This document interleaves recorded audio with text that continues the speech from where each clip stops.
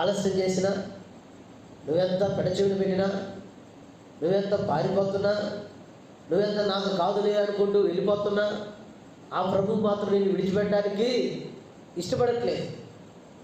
ఆలస్యం ఎందుకు చేస్తున్నాడంటే నీవు రక్షణ పొందాలని, తర్వాత రక్షణ పొందిన నీవు, తప్పిపోయిన నీవు మరలా సరిచేయబడాలని ఆయన ఇష్టపడుతూ ఉన్నాడు, ఆయన కోరుకుంటున్నాడు.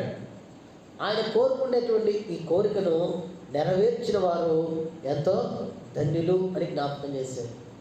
ఇట్టి ధన్యత మనం పొందుకున్నాము అని అంటే మన జీవితంలో ఇక ఏమి ఉన్నా ఏమి లేకపోయినా ఇహలోక సంబంధమైన వాటి వైపు మన మనసు నిలుపక, మనం పర సంబంధమైన వాటి వైపు మన మనసు నిలిపితే ఇకలోకంతో మనకు పనేమి లేదు. ఇహలోక సంబంధమైనవి ఏమైపోతున్నాయంటే లైవ్ అయిపోతున్నాయి, క్షేమైపోతున్నాయి.